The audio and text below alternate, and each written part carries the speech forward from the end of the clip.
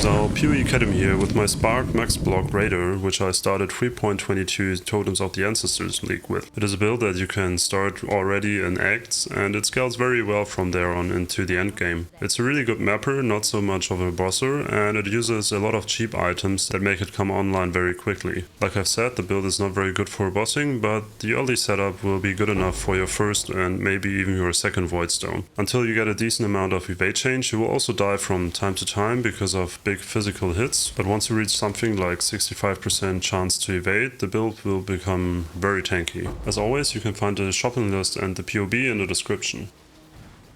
Alright, so let's look at the early league setup. In this state, the build will almost be block capped without using glancing blows, and you will also almost cap your suppression chance. Physical hits will be mitigated by a chance to evade, so you really want to get some evasion rating on your gear. You also want to get some ES on your gear, for example on your chest, to be able to use Eldritch Battery. Reaching something like 300 ES will make it feel very good already. In your skill setups, you will obviously want to use a Spark setup with Spell Echo and other damage gems, and you want to complement this by using an Orb Storm setup for power charges and innovate, and also an Arcanist Brand setup for a lot of added damage due to Tornado, Sniper's Mark and Conductivity. You also want to be using a Decoy Totem to be able to spam Spark without any disruptions, and I cannot stress this enough, but this gem is so broken it almost trivializes any map boss. Your initial aura setup will consist of Wrath, Grace, Defiance Banner and also Herald of Thunder, but you will change this around and I will show you in a second what you have to do. Finally, you also want to be using Blood Rage to generate frenzy charges while mapping.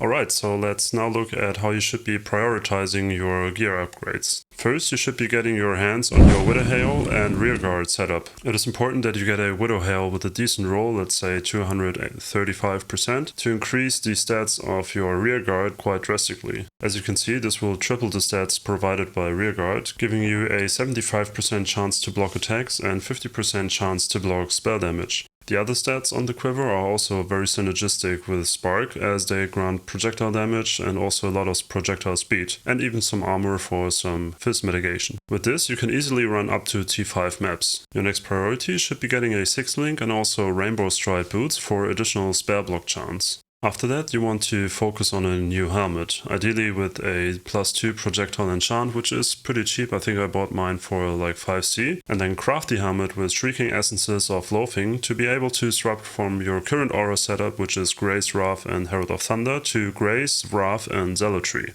This will make the build already viable for low red tier maps. Now if you want to be able to run T14, 15 or easy T60 maps, your next upgrade should be Shadow and Dust Gloves with the Spell Crit implicit from Corruption and a decent amulet with the Longshot enchant. With this setup I did my first 2 Watchstones in the league, but I'm gonna be honest with you guys, they were quite tedious, especially Exarch since his arena is so big and your projectiles don't necessarily hit him twice or even 3 times. It is important to understand that unlike the Inquisitor or even the Trickster version of a Spark build, this version of a Sparker scales its damage through projectile speed and hitting the enemy with one projectile multiple times rather than very big hit damage per projectile.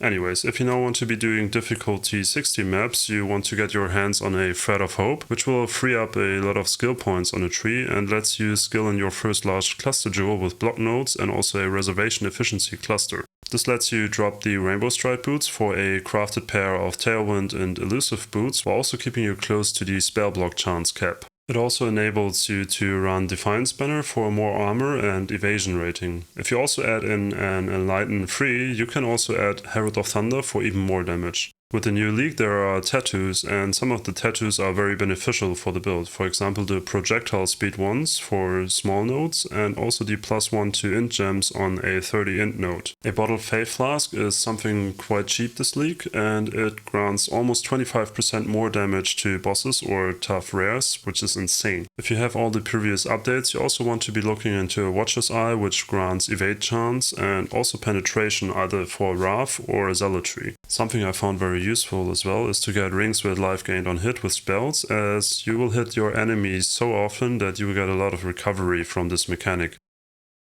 If you really want to min-max this character, I also recommend getting a large cluster jewel with Storm Drinker, Doyani's Lesson, and Disorienting Display. This will push your offense and defense even further, but unfortunately they are a bit pricey this league. You could also be corrupting decently rolled rearguard quivers to hit the spell suppression implicit, which is also multiplied by Widow Hail. This, the Raider Ascendancy, and also some spell suppression chance nodes on the tree will grant more than 100% chance to suppress spell damage, which in turn can be used by an Ancestral Vision jewel to make you ailment immune. At this point the build is already very tanky, but you can push this even further by using a Progenitus Flask. As your very last update, you could also be using a decently rolled Widow Hail bow with the faster projectile implicit.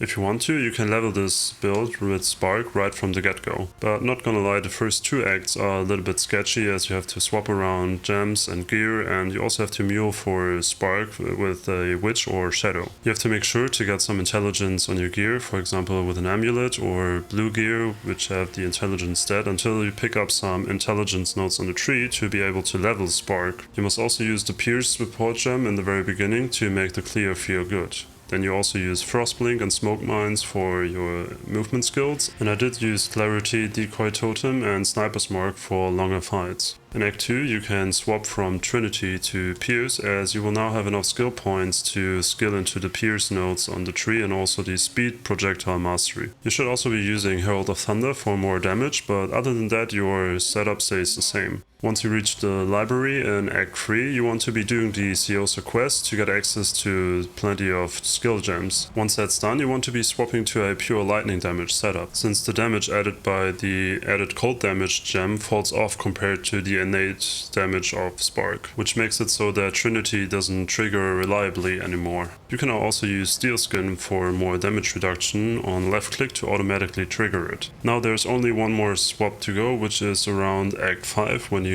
get access to all the skill gems. You want to get the +1 curse on a tree to swap to a Arcanist brand Sniper's Mark Conductivity setup, and you also want to be getting some ES on your gear to make use of Eldritch Battery. And be warned, Arcane Surge doesn't work with EB as you're spending Energy Shield instead of mana.